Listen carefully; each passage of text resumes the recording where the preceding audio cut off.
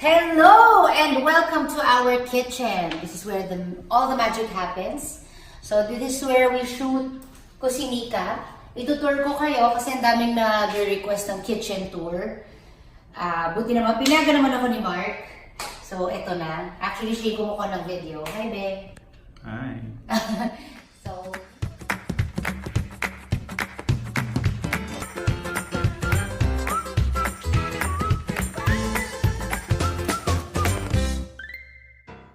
okay, so this is where we shoot KusiNica, but of course, every day, ginagamit namin to.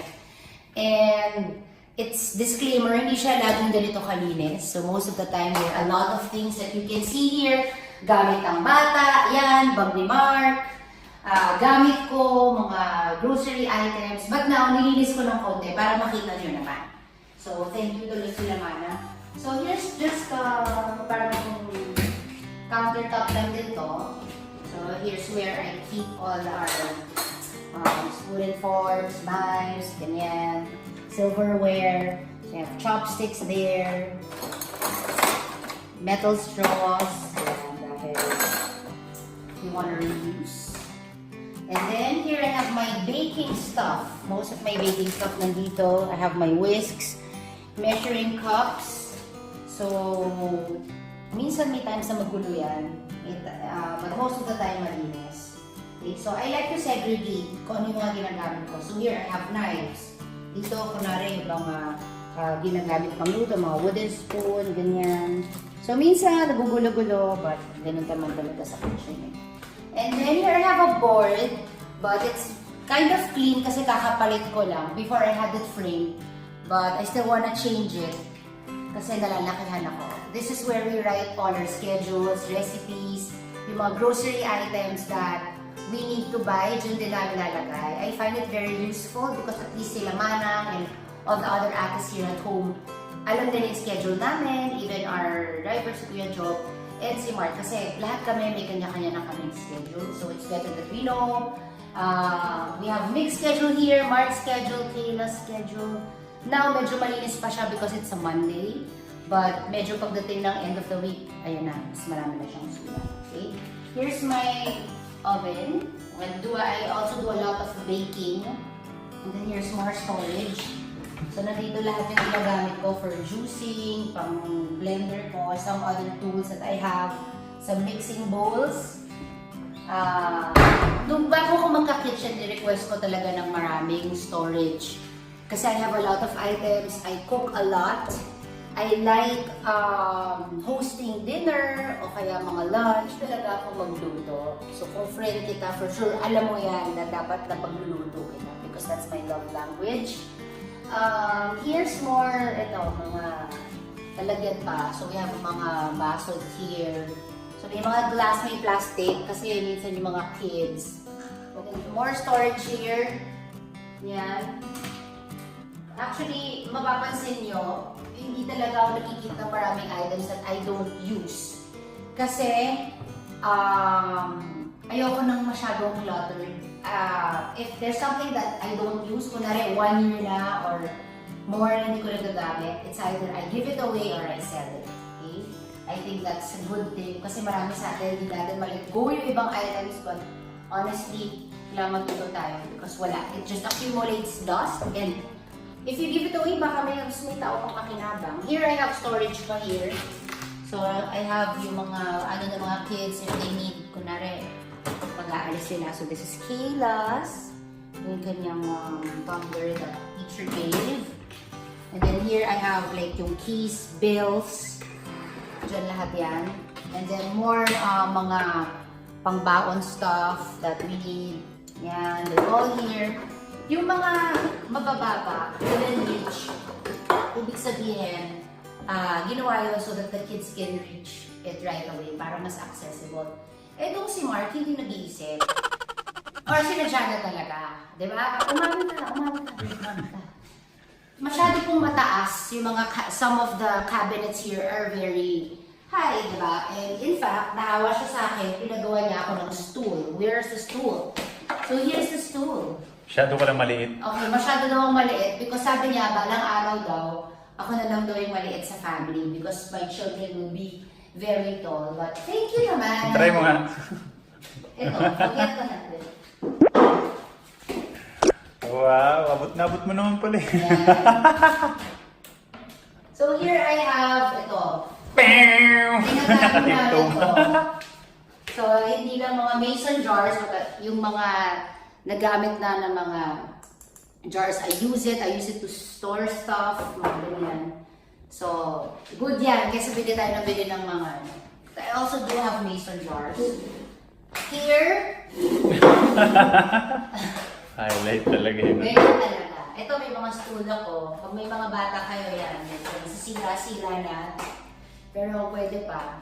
And then here, may bag kasi medyo nasira yung lalagyan. So this is our pantry. Ito yung snacks ng kids, some cereal, and then breakfast stuff. Ano pa ba? Cookies, and then lahat ng dilata all in one shelf, lahat na lalagyan. Ang ginagawa ko, KusiNica tip, ina-arrange ko siya, depends ko anong klase. So, kunwari, lahat ng sardines, lahat ng milk, all in one row, lahat ng condensed, ng evap, lahat ng canned vegetables, canned meat, they're all in one place. So, kunwari, ito, lahat ng popcorn, dyan siya, lahat ng noodles, dyan siya. Also, breakfast stuff, lahat ng spreads, they're all in one shelf here. So, para madali, mas madaling ma-access. May snacks ako dun sa taas. Kasi may mga binabawal kami minsan sa kids. Sometimes they make tapas. Like, they get chocolates bago mag-dinner. So, nilagay namin sa taas. Pero siguro ilang years from now, kaya na nilang abutin. Kasi ako hindi talaga eh. May stool ako, but for the kids, yeah. So, ganyan lang. Hindi kami sobrang daming food. Sakto lang. Kasi, sometimes, we tend to like buy a lot. Ang nangyayari sa mga ibang mommies, pagkita ay expired na pala, sayang. Okay? And then, what else? Here. So, this is where I usually work. For those who have been watching KusiNica, so nakikita nyo dito namin shoot lahat yun. This is this is a sink. So, pinagawa ko to dito para I don't have to go there. Inisip ko na talaga kung paano yung flow. Paano ba ako nag-work? Like, sa pang-araw-araw, hindi lang yung para maganda. So, KusiNica tip also, if you're going to remodel or redesign your kitchen, huwag nyo lang isipin kung maganda tignan. Isipin nyo if functional ba siya. Are you going to be able to use it for a long time? Practical. Dapat maging practical din tayo. So, ako pinadesign ko to na para hindi ko pupunta doon, then naman ko back here. So, ito, sink siya, but at the same time, it comes with a chopping board na. So, nagpo-double na siya as a cover ng sink and a chopping board. So, why did I get this?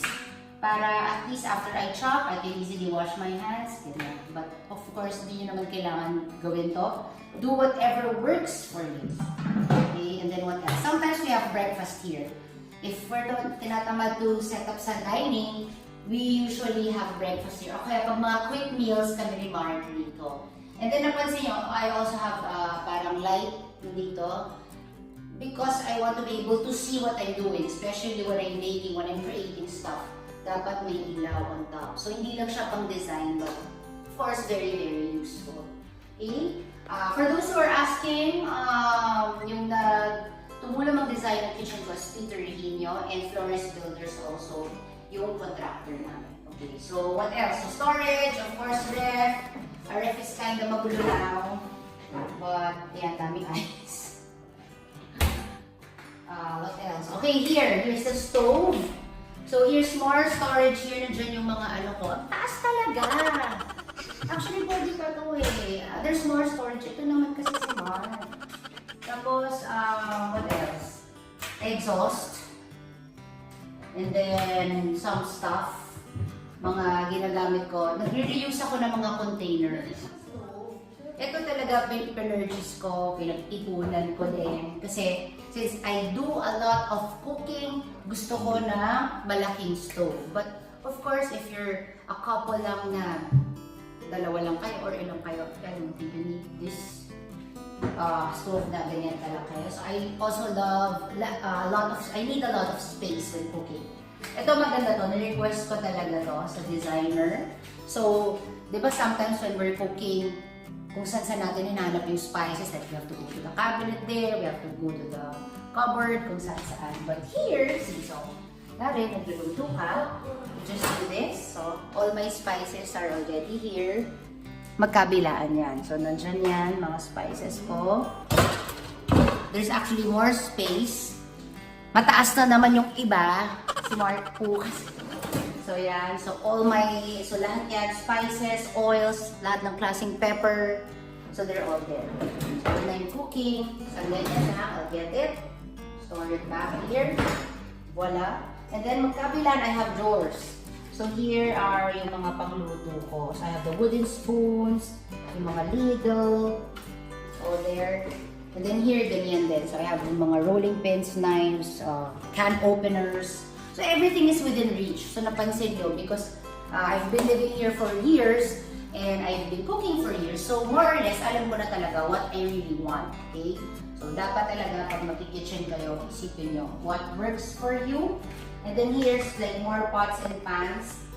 Nandiyan yung mga pots and pans ko. Buti na lang ito po mababa. And then I also have light here. Asan na? Yan. So may light ako dyan. Pag medyo mausok, I just need to turn on the exhaust fan. Here. What else? I recently renovated my kitchen. I think it was last year, September. Tagal na rin pala. Yeah. 1 year na. Okay? So before brown to lahat with parang may splashboard lang. But now I changed it to subway tiles. White subway tiles.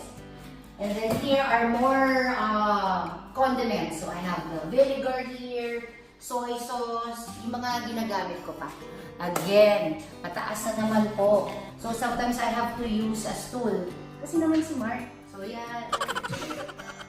So for me, yun lang yung medyo naging problem ng kitchen ko.